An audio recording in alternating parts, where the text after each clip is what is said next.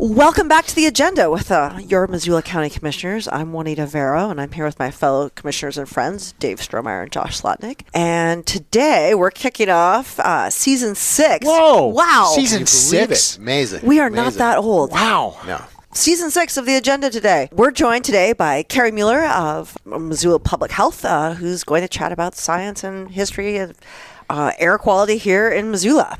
As winter is fully upon us, we're looking outside. It's kind of gray and dismal out there. No way. In Missoula, gray and dismal in the winter. It's an aberration. Look closer. Can you call somebody? Can we get this fixed? Kerri, yes, we do. Kerri, right here. She can fix this. Why is it gray all the time in the winter? Well, there's a couple reasons, but it's one of the reasons why Missoula has air quality history, but we are prone to inversions in our Missoula Valley. What is exactly an inversion? An inversion, or as most people say, the inversion in Missoula. An inversion is what it sounds like. It's inverted air masses. And so when an inversion happens when cold air sinks to the ground level, and cold air is denser than warm air. And so when the warm air rises, it kind of creates this cap on top of Missoula. This can happen for a couple reasons, but in Missoula, we are surrounded by mountains. And it's more common for inversions to happen when you have mountains all around you, and we have this bowl in which cold air just sinks and sits in.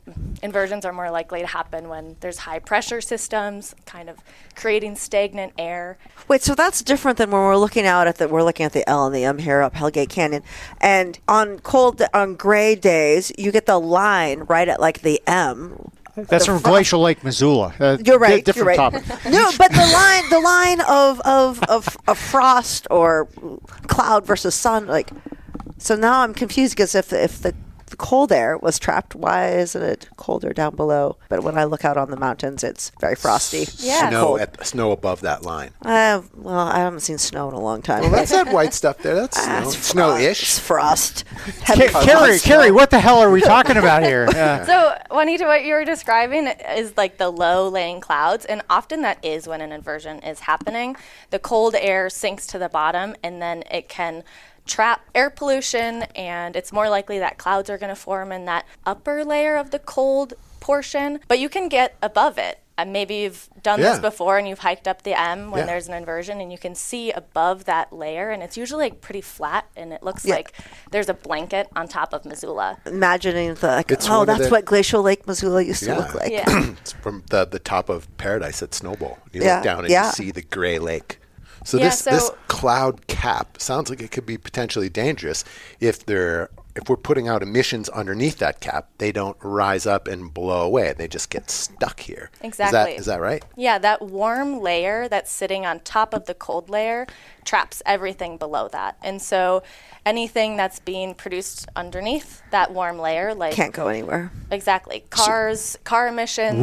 Wood stove emissions? Wood stove emissions. So is this the genesis of our regulations related to wood stoves? Yes, absolutely. Exactly. And so talk to us about that. Way to get to the meat of it, Dave. Yeah. Okay. Yeah, back in the day, so I've been told. Back in the day. I was here then. I can't say I was. You but were not do you even want to tell us about that? Yeah, I do want to. What was it like back in the day? Yeah, what was it like? I'm gonna Were tell you you. burning coal back then, We too? were burning coal. No. And oil. So when I first came to college here in the 80s, early 80s, very many low-cost student rentals had wood stoves in them. And we would end up with, I would say, solidly 24 stage 1 air quality alert days every winter.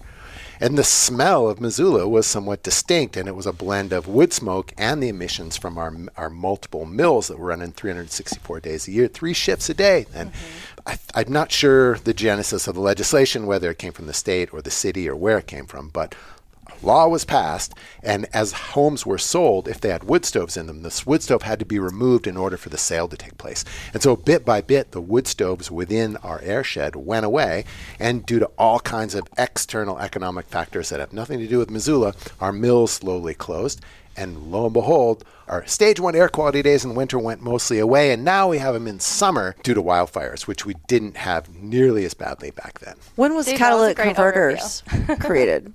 The 70s, But due to smog in LA. And that put the idea of them on the map. There was a time when LA was like right behind Santiago and Bangkok as worst air on the earth. Catalytic converters changed all that. Okay, that's what 70s. I thought it was later.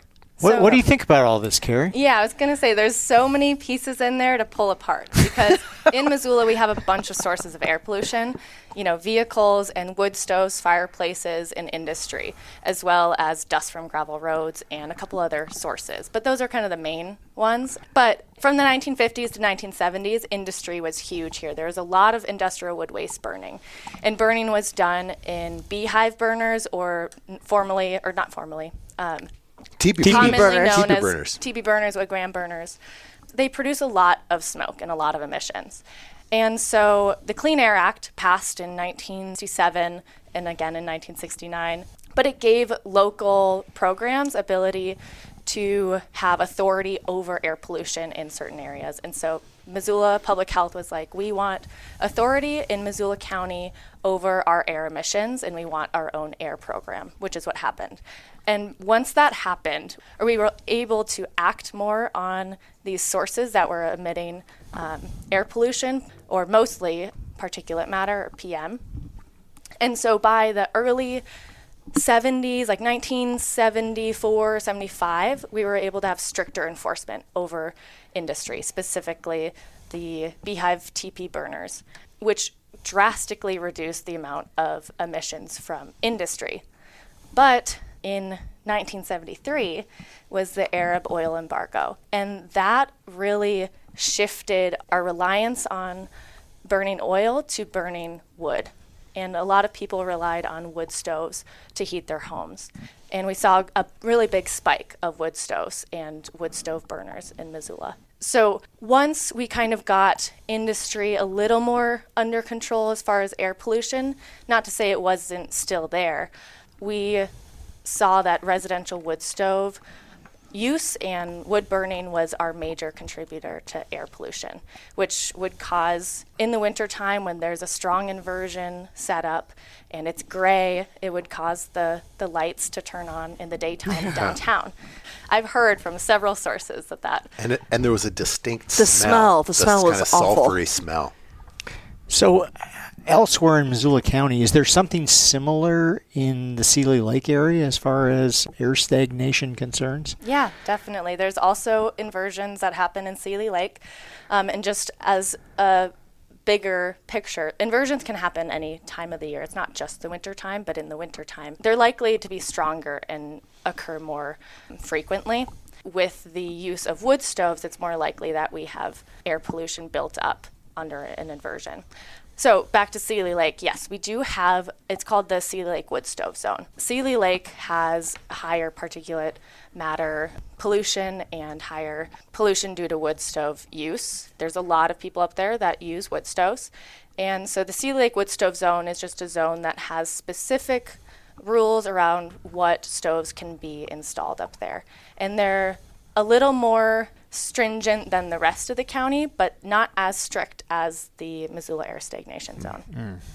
I'm glad Elena's here in the cheap seats, because also in 1974, if I got this right, I think I do, the county did a revenue bond with what was then called the Horner-Waldorf Mill, and it was the largest bond the county had ever done.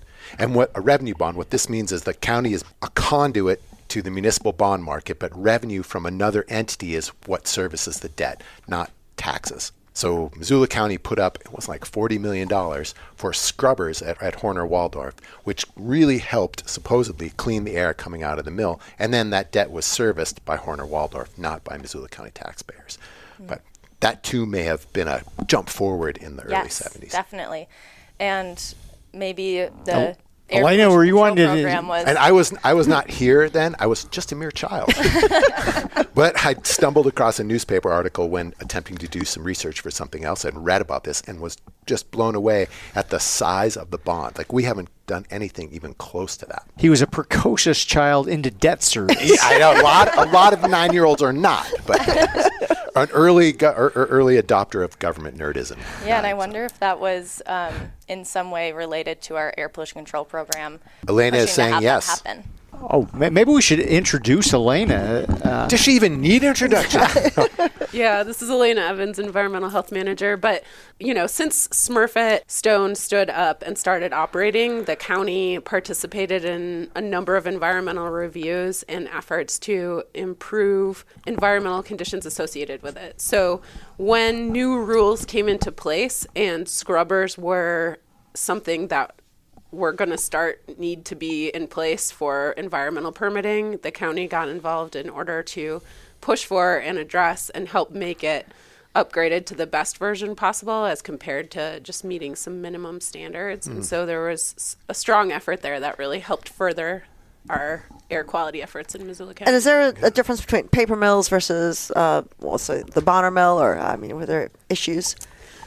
The biggest difference is the volume of wood that went through these different paper mills. And then part of it, too, was the different processes in place. Like White Pine Sash had a number of dip tanks and dip mechanisms. And then depending upon what product was the outcome, they would be burning or emitting different levels of particulate matter and or sulfur and or using different generators, boilers, or just wood to power some of the machinery in their buildings. And so it kind of varied, but Smurfit Stone was huge. White Pine Sash was a big contributor on the north side. And so, we had other industries that were in place as well. And so it kind of changed throughout time what the industrial contributions were to the overall air contaminant or air budget. So I had a question for you, Kerri. So we've been talking history, and this was back in the day, plenty of stage 1 air alerts every winter. This was commonplace. They barely ever happen now in a winter in Missoula, even though we have this gray inversion. But we unfortunately, can get quite a few during wildfire and smoke season. What do you think about that? Where are we health-wise in our air in summers in the 2020s? Yeah, definitely. So since we have such strict rules around what stoves can be installed and can't be installed, we've really improved our wintertime air quality. And our major concern for air quality is wildfire smoke now. Wildfire smoke emits a lot of different air pollutants, a lot of different gases and chemicals, but one of the main pollutants of concern is PM 2.5, or particulate matter that's 2.5 microns in size. How big is a micron in terms of, is there something in our like the head of a pin, the end of a pencil? What do you think? Yeah, so there's this, I wish I had the diagram with me, and I know you can't show a diagram on a podcast, but it shows a human hair in comparison to PM10, which is particulate matter, 10 microns in size. And then there's, I believe, 5 across. Let me describe it this way. PM10 is large enough that when we inhale it, it gets stuck in our nasal passages and in our throat and stuff. And it doesn't go in our lungs yet. Right. Our bodily functions, our initial bodily functions catch it. But PM 2.5 is so small that when we inhale it, some may get caught by our upper respiratory tract, but they can travel deep into our lungs. And then once they're at the deepest part of our lungs, they can even transport over into our bloodstream, which is where most of the health impacts come from. And going from lungs to blood. Yeah, so there's still a ton of research being done currently, but there has been a lot of research done recently that has shown so many negative health impacts from wildfire smoke, and it affects all parts of our body. In times of heavy wildfire smoke, does wearing a mask help keep these particles from getting into your lungs? Yeah, so an N95 will block out wildfire smoke if it's fitted properly. The thing with N95s is that sometimes it causes trouble breathing, which we wouldn't want that to happen. Right. But an N95 mask can filter them out. Filter out wildfire smoke. So it's finding a balance between heat stroke and suffocation and trying to filter out the particles somewhere in which do you have the graphic happens there? during hot times of the year a lot of times. Yeah. So that's why I'm always, whenever people are talking about N95 mask, I'm always be careful. Yeah, it could be really hot out, and heat stroke is more immediate of a health risk than the impacts of wildfire So if you're smoke. indoors and there's heavy smoke, does the PM 0.25 get in there? or 2.5 can do. Inside your house. You'd say if you have the windows closed, Yes. you're inside your house. Does it still get in? Yeah, so that was a study that my predecessor, Sarah Cofield, was a part of with EPA. And yeah, so there is a study done to compare indoor air quality to outdoor air quality during wildfire smoke events. And what they found is that often when the outdoor air quality was impacted with wildfire smoke, that particulate matter pollution went inside, and those levels were similar. And Similar. they were similar, and they often lasted longer indoors than they did outdoors. Oh, because there's nothing no to clear it wind. out. Yeah. Exactly. So how about these filters that you can make yourself or you can buy now that we've been told, oh, get the HEPA filter or Yeah. do the DIY HEPA filter. What do those do for a person? Those are such a great resource They that work. anyone, yes, they work. So HEPA filters can filter out wildfire smoke. They can filter out a lot of other particles in the air. They can filter out some viruses and bacteria as well, so they don't just help for wildfire smoke. But if it's smoky in the valley and you're trying to cool off your home and you open up your windows, you're going to be letting smoke into your home. But maybe you don't have an AC unit or something, and so if you close those windows after your home's cooled, you can turn your HEPA air cleaner on. And if you had a air quality monitor, you could watch the level decrease Wow. within like the hour. Wow. They work really well. Kerri, we've covered a lot of territory from wood stoves to wildfire smoke to from regulations to maybe education. What exactly do you do in your job? It's pretty wide-ranging, it sounds. Yeah, it is. I do a lot of different things. It depends on the season and the day.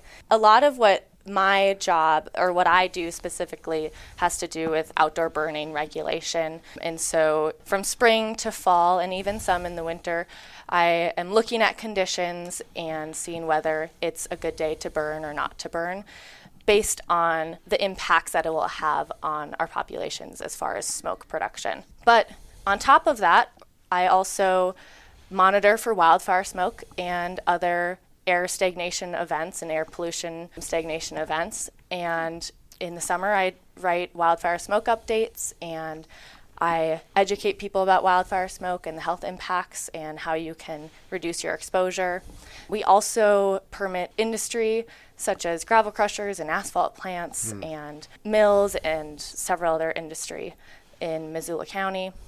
Another big part of why our air quality has improved is that we also have regulations around paving gravel roads and new roads. So I do a little bit of work around making sure people are paving roads when necessary.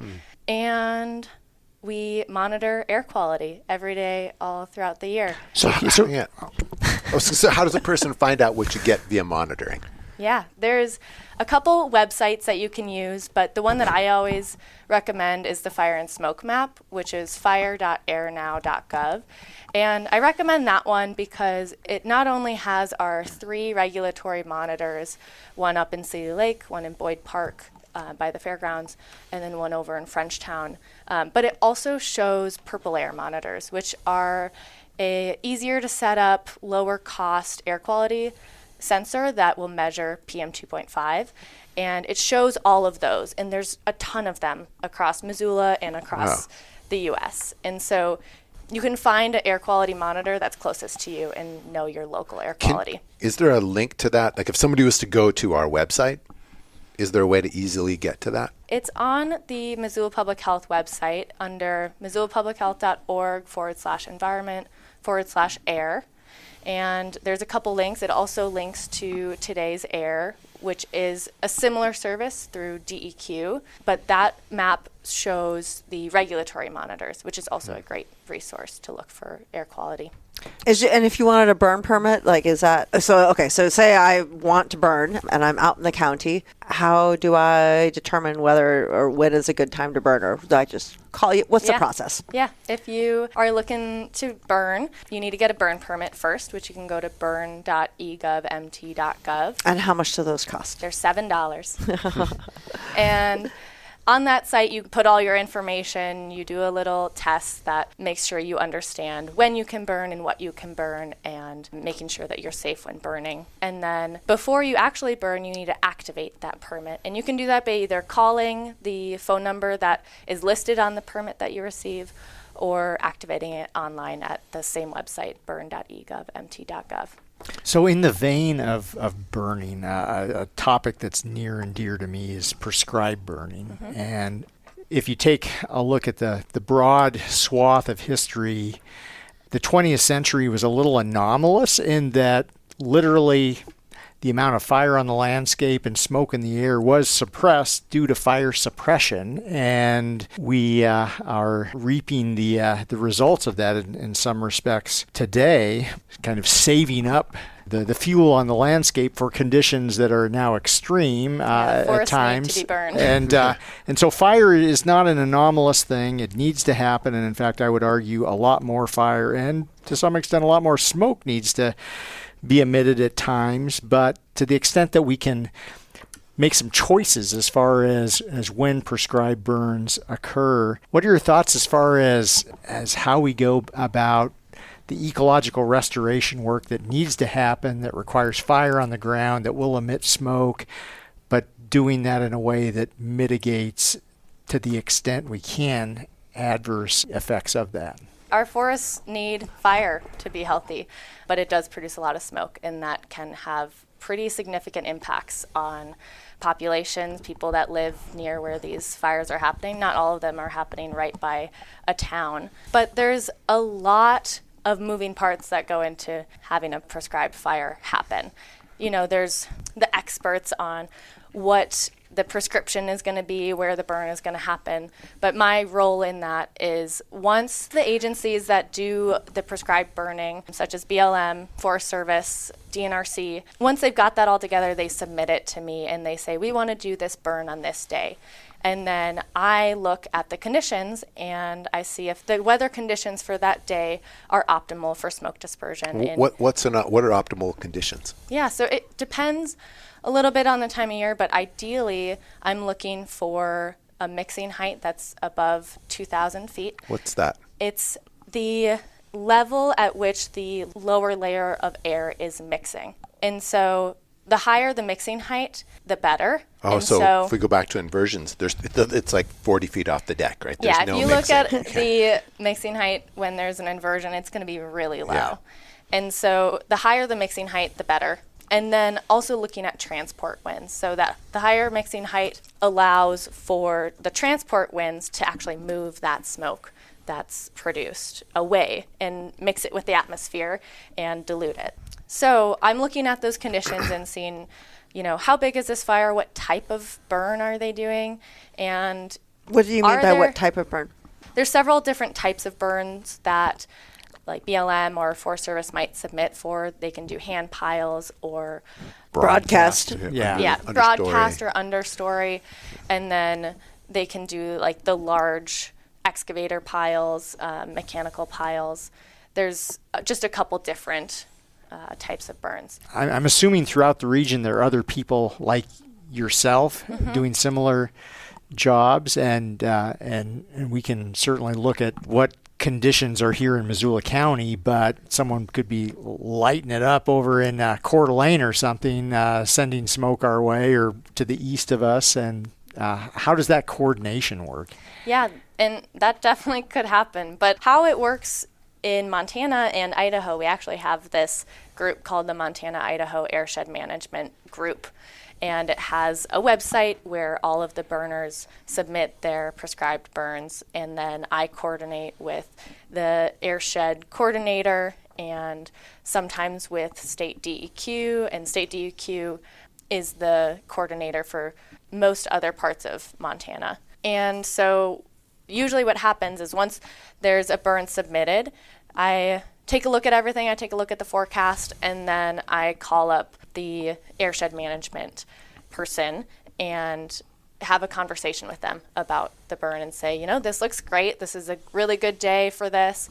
Or I say, you know, these are my concerns, and is there any way we could maybe reduce the amount of acres that are being burned, or do test burns and then see how it goes on the ground. Or maybe it's restricted completely. So there's a couple different actions that. For you, you're looking at mixing zones. Like, how high is that going to be? And Dave, you may answer this question. What are the conditions that are optimal for the burners? And are those two sets of conditions, are they the same? Are they potentially opposed? Is it just luck of the draw? So if you were back in Dave's day working for the Forest Service and you were going to manage a big controlled burn, what are the conditions you're looking for? And do they kind of rhyme with what Kerri's looking for? Well, there can be overlap, but not necessarily. If you're writing a prescription to accomplish certain ecological objectives on the ground, you may need a certain relative humidity to get a certain amount of combustion to happen. It just depends what it is that you're trying to accomplish, which may or may not align with the optimal dispersion of particulate matter and such. And so that's the challenge, is where you might end up having, if you just had free burning wildfire during the summer months, which we absolutely do and have always had as long as there's been cured vegetation and lightning on the landscape here, but those conditions may not be conducive to keeping our air clean in our metropolitan areas. It also might be a great time just to light it all up and burn it and add the smoke to the smoke that's already there. And who's claiming what smoke? And that is the problem, because you've got wildfires that are roaming across the landscape, and the smoke is basically, as long as it's not one of our agency staff out there lighting it up, it's basically an act of God, so to speak. However, this is the challenge when you have someone with the match or the torch that might be accomplishing the same ultimate objectives as that wildfire, but we have the challenge of it's a human-initiated thing, and so regulations kick in. Yeah, and I just want to go back to something you said when you said that, if there's smoke, why not just add more? And so the let her rip philosophy.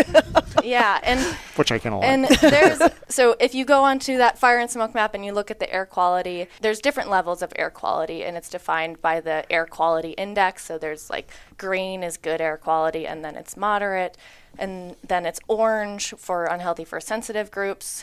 And the health risks increase as air quality worsens. And so if it's unhealthy for sensitive group or orange air quality, we don't want to allow more pollution to increase the air quality to unhealthy levels. I would rather it stay down in unhealthy for sensitive groups versus increasing that and adding more pollution to the problem.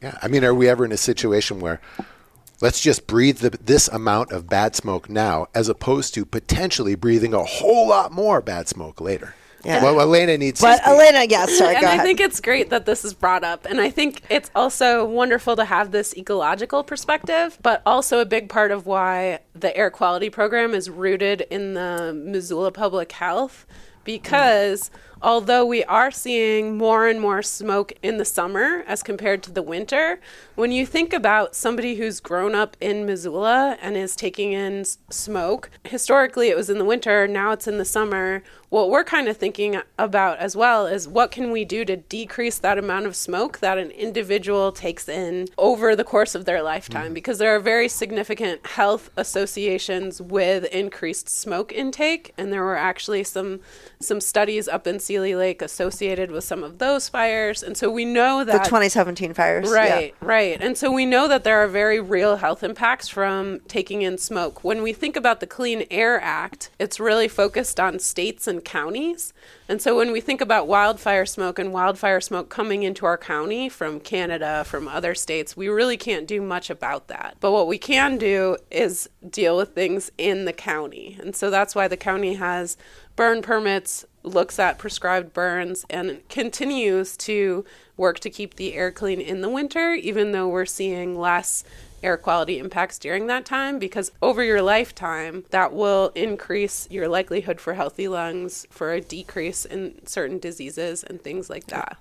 So here's my last bit of commentary. So part of this is, I think, a simple staffing and organizational issue at the federal level, where I would contend that we need to get exponentially more fire on the ground throughout the American West. And if we're trying to balance that with limited windows of burning that would mitigate adverse effects of smoke, then we need to be able to more nimbly deploy adequate resources during those windows to get the job done. Just as we seem to be able to move pretty quickly when there's a wildfire and bring resources to bear, but it's like, if we're talking prescribed burning, much more difficult to get the resources to where we need to do the burn when there's that burn window. That seems to have a whole lot to do with how the different agencies interact around controlled prescribed burns versus how they interact when they're fighting a wildfire. I think that's absolutely right. And the risks and liabilities. Yeah. As far as what you were saying, Dave, I am on the air quality side of things. I don't know all the ins and outs of what it takes to get a prescribed burn, get prescription, and get all your resources ready. All I see is the day before the burn, whether it's good for air quality or not. And typically, air quality is not necessarily the one item restricting more prescription from happening and more prescribed burns from happening. Yeah, I would imagine it has a lot to do with those agencies sharing resources and coordinating and coming up with money to do it. I mean, we've heard, actually, truthfully, entities have invited us out on field trips and, in a sense, bragged, and good on them, too, for, look, we got this 20 acres done, and we got these 4 agencies together, and we got these 3 grants, and it took 4 years, and we accomplished it. We got the 20 acres done, and it looks freaking great, right? And there's 300,000 acres out there. That needs to be treated. They need to be treated. So this is in no way of laying any blame at the feet of the regulators. The regulation just seems to be part of the package. But if we could address prescribed burns with the same intensity we addressed fire suppression, we would be way farther ahead. And that has nothing to do with what we do at the county. Yeah, and just another point on that is the prescription part of it. Prescription needs to be met in order for the fire to happen. And so if those weather conditions, the RH, other aspects aren't Relative met, humidity? yes, Thank you. relative humidity aren't met, then the burn can't happen. And some years we just have a spring where they don't burn anything because the conditions just aren't there. And if it's nothing to do with air quality. Yeah, if the conditions weren't there and a prescribed burn was to happen, there is a far greater likelihood of the thing getting out of control, which is to Juan's point about risks and liabilities. My guess is, and please tell me if I'm wrong, that's what that concern is about relative humidity and risk and liability. Can you imagine a situation where if somebody works for the Forest Service and they say, yeah, let's do it. We're going to burn here and the mixing zone is right. And you say, okay, which is just what you're supposed to do. And then the thing spins out of control and homes or, God forbid, even lives are lost. What does this mean for that person or that agency that gave the thumbs up? I think that's partially the case. I think risk and liability always is a subtext to these conversations, but also from an ecological standpoint, kind of the let her rip approach might in many cases be the ecological standard by which some of these fires would typically burn during heat of summer. And so what you're trying to nudge up against is how can you keep this fire under some semblance of control, yet still accomplish the amount of combustion of the understory of the forest that might typically happen. Yeah, I think this small conversation exemplifies how complicated this is. Oh, totally. We've got ecological needs, risks that have to be attended to, property and life, and air quality, where everybody's got to be breathing a whole bunch every day. And these things are not always all in line with one another. Yeah, and as far as the air quality side, the EPA has set standards for air quality. So the amount of PM 2.5 and PM 10 that's allowable within a year, within 24 hours, there's certain standards. Wow, they do it by the year, a cumulative. Yeah, so it's called the National Ambient Air Quality Standards, the annual average. And so the annual average for PM 2.5 was recently lowered a couple years ago from 12 micrograms per meter cubed to 9 micrograms per meter cubed, which is right at that boundary level of good to moderate air quality. And when we're looking at Missoula County, we've met those air quality standards for PM 2.5. But now that that standard has lowered to 9, one area in the county over in Frenchtown is at risk of exceeding those standards. So Wow. with the National Ambient Air Quality Standards, you are allowed to remove exceptional events, which include wildfire days, wildfire smoke, and some prescribed fire. It's not super common. The annual average is done over a 3-year annual average, but in Frenchtown, it was 9.5 for the last 3 years. What do you think that's due to? There's a lot of different sources of air pollution out there, and it can be from prescribed fire, from outdoor burning, from wood stove smoke. It's an annual average over each year for 3 years. And is Frenchtown out of the airshed? No, do it's the- within. Do the wood stove rules apply in Frenchtown as well as Missoula? Yeah, so it's outside of the air stagnation zone, Okay. not necessarily outside of the same airshed I see. as Missoula. The stagnation zone is the legal jurisdiction. Yeah, so the air stagnation zone, which was made in 1981, is 4 to 5 miles outside of city limits, and a lot of wood stove rules are attached to the air stagnation zone as well as paving rules, but Frenchtown is outside of Okay. the air So stagnation zone. what happens? Someone out there listening might wonder, well, who cares? We'll just thumb our nose at the federal government and go about our business. What happens if we exceed some of these standards? Yeah, well, a big reason why we have such strict wood stove regulations and pellet stove regulations in Missoula is because we exceeded the PM10 standards in the 80s. Because that happened, we needed to write a state implementation plan detailing the actions we're going to take to reduce pollution in Missoula.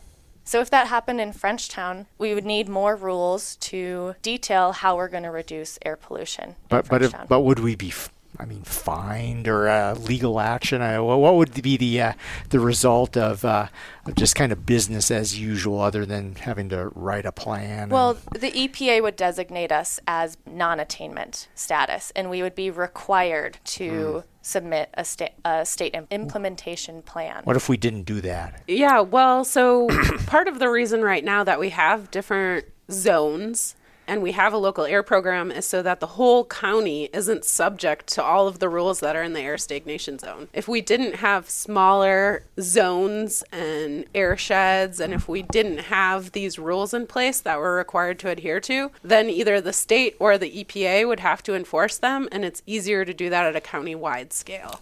And so if say we weren't to meet that standard, we would have to come up with a plan as to how to do so. If we decided that we weren't going to implement anything, then the state is required to enforce the Clean Air Act, because the Clean Air Act is a federal regulation. Some of it can be delegated to the state. The state is delegating some of that to our local county program, and that enables us to be more nimble in how we ensure that we meet those standards. If we don't, then our program and or other requirements can be placed upon the county at the state and the federal level, but they're not as likely to have, a small Sealy Lake zone or an air stagnation zone that's mostly focused on the city of Missoula. Great answer. Yeah, thanks. And by no means am I suggesting that we Thumb our nose. thumb our I was nose. wondering if you were behind one of that refuge takeover back in your original state of Oregon. Remember Oh, that? the Now Here Wildlife. Yeah, when they're like, we don't need the feds. Screw them. We're going to do our own thing. Yeah. I was hearkening back to that. Yeah, But that went well. So, Kerri, this has been super fascinating, and it's great to have both of you guys here in a font of knowledge and facts. People want to know more. Yeah, definitely. How do they dig in some more? Yeah, so you could go to our website, missoulapublichealth.org/environment/air, to learn more about the history. Is there a search But bar? We could just get search Missoula Public Health. There you go. I already forgot. I But know. could I just go to It's Missoula too Public long. Health and just type in my question? Yes. Yes. Perfect. And then Perfect.